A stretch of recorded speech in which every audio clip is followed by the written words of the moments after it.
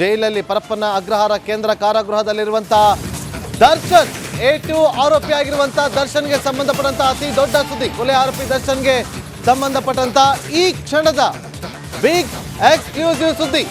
ಬೆಂಗಳೂರು ಕಾನೂನು ಸೇವಾ ಪ್ರಾಧಿಕಾರ ವರದಿ, ಅದರಲ್ಲಿ ಏನಿದೆ ಗೊತ್ತಾ?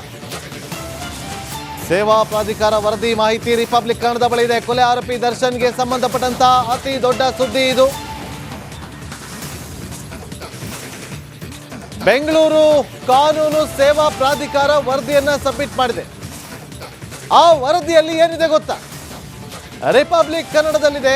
ಕಾನೂನು ಸೇವಾ ಪ್ರಾಧಿಕಾರ ವರದಿಯ ಮಾಹಿತಿ ಇದೆ. ಇದು ಈ ಕ್ಷಣದ ಅತಿ ದೊಡ್ಡ ಸುದ್ದಿ. ಪರಪ್ಪನ ಅಗ್ರಹಾರ ಕೇಂದ್ರ ಕಾರಾಗೃಹದಲ್ಲಿದ್ದಂತಹ ದರ್ಶನ್ ನ್ಯಾಯಾಧೀಶರ ಮುಂದೆ ವಿಷ ಕೊಟ್ಬಿಡಿ ಅಂತ ಹೇಳಿ ಮನವಿಯನ್ನ ಮಾಡಿಕೊಂಡಿದ್ರು. ನನಗೆ ಇಲ್ಲಿ ಇರೋದಕ್ಕಾಗ್ತಾ ಇಲ್ಲ ಅಂತೇಳಿ, ತನಗೆ ಕೆಲವೊಂದಷ್ಟು ಸೌಲಭ್ಯಗಳು ಬೇಕು ಅಂತೇಳಿ ಮನವಿಯನ್ನ ಕೂಡ ಮಾಡಿಕೊಂಡಿದ್ರು. ಹಾಗಾಗಿ ವರದಿ ನೀಡಿ ಅಂತೇಳಿ ಸೂಚನೆ ಕೂಡ ಕೊಟ್ಟಿತ್ತು. ಈಗ ಕಾನೂನು ಸೇವಾ ಪ್ರಾಧಿಕಾರ ವರದಿಯನ್ನ ಕೊಟ್ಟಿದ್ದು. ಆ ವರದಿಯ ಮಾಹಿತಿ ರಿಪಬ್ಲಿಕ್ ಕನ್ನಡಕ್ಕೆ ಲಭ್ಯ ಆಗಿದೆ.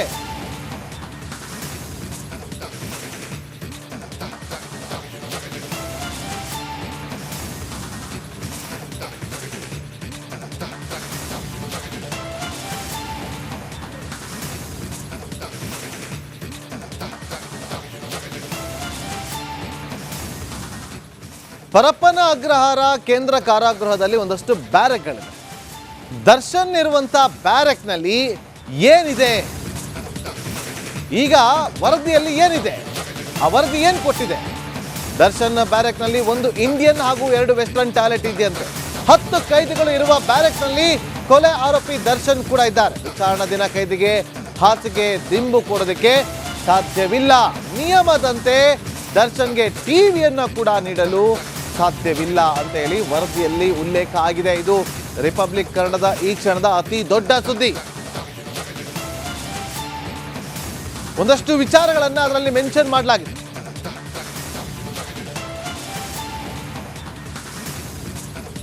ಮತ್ತಷ್ಟು ಮಾಹಿತಿಯನ್ನು ಕೊಡೋದಕ್ಕೆ ನಮ್ಮ ಪ್ರತಿನಿಧಿ ಧ್ರುವರಾಜ್ ನೇರ ಸಂಪರ್ಕದಲ್ಲಿ ಜಾಯ್ನ್ ಆಗಿದ್ದಾರೆ. ಧ್ರುವರಾಜ್, ಈಗ ಪ್ರಾಧಿಕಾರ ಕೊಟ್ಟಿರುವಂತಹ ವರದಿಯಲ್ಲಿ ಏನಿದೆ?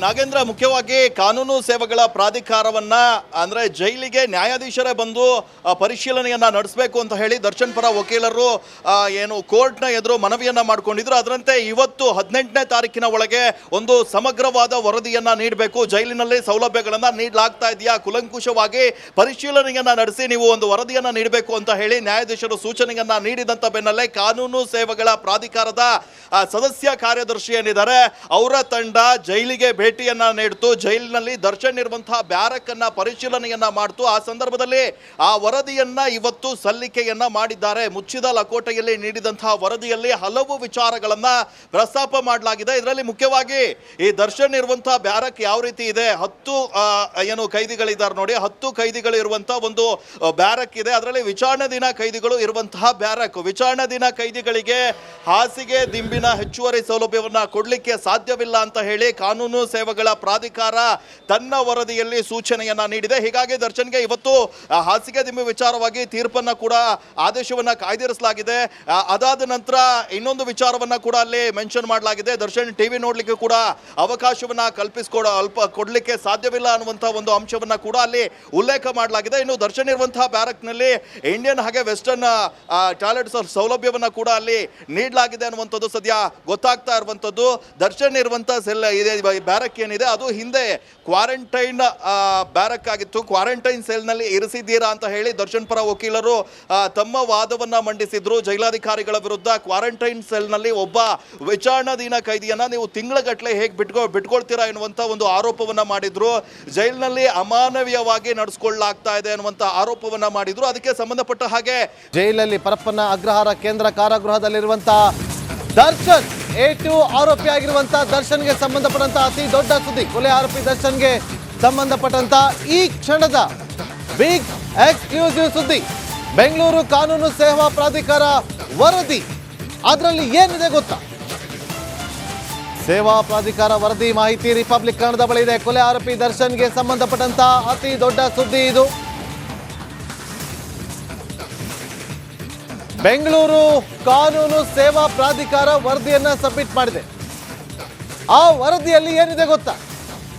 ರಿಪಬ್ಲಿಕ್ ಕನ್ನಡದಲ್ಲಿದೆ. ಕಾನೂನು ಸೇವಾ ಪ್ರಾಧಿಕಾರ ವರದಿಯ ಮಾಹಿತಿ ಇದೆ.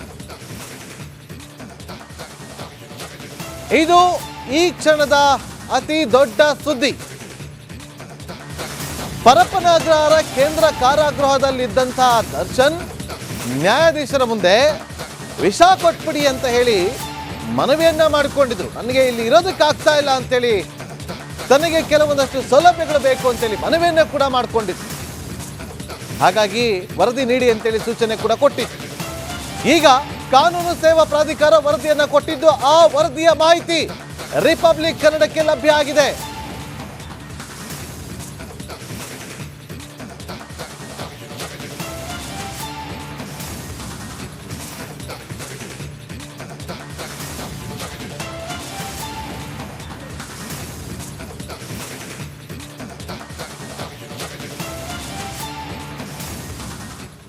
ಪರಪ್ಪನ ಅಗ್ರಹಾರ ಕೇಂದ್ರ ಕಾರಾಗೃಹದಲ್ಲಿ ಒಂದಷ್ಟು ಬ್ಯಾರೆಕ್ಗಳಿವೆ. ದರ್ಶನ್ ಇರುವಂತ ಬ್ಯಾರೆಕ್ನಲ್ಲಿ ಏನಿದೆ? ಈಗ ವರದಿಯಲ್ಲಿ ಏನಿದೆ? ಆ ವರದಿ ಏನು ಕೊಟ್ಟಿದೆ? ದರ್ಶನ್ ಬ್ಯಾರೆಕ್ನಲ್ಲಿ ಒಂದು ಇಂಡಿಯನ್ ಹಾಗೂ 2 ವೆಸ್ಟರ್ನ್ ಟಾಯ್ಲೆಟ್ ಇದೆಯಂತೆ.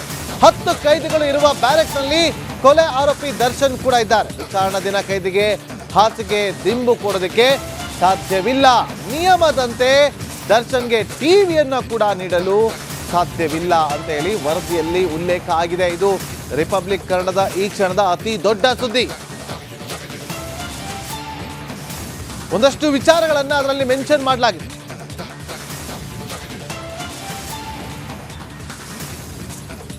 ಮತ್ತಷ್ಟು ಮಾಹಿತಿಯನ್ನು ಕೊಡೋದಕ್ಕೆ ನಮ್ಮ ಪ್ರತಿನಿಧಿ ಧ್ರುವರಾಜ್ ನೇರ ಸಂಪರ್ಕದಲ್ಲಿ ಜಾಯ್ನ್ ಆಗಿದ್ದಾರೆ. ಧ್ರುವರಾಜ್, ಈಗ ಪ್ರಾಧಿಕಾರ ಕೊಟ್ಟಿರುವಂತಹ ವರದಿಯಲ್ಲಿ ಏನಿದೆ?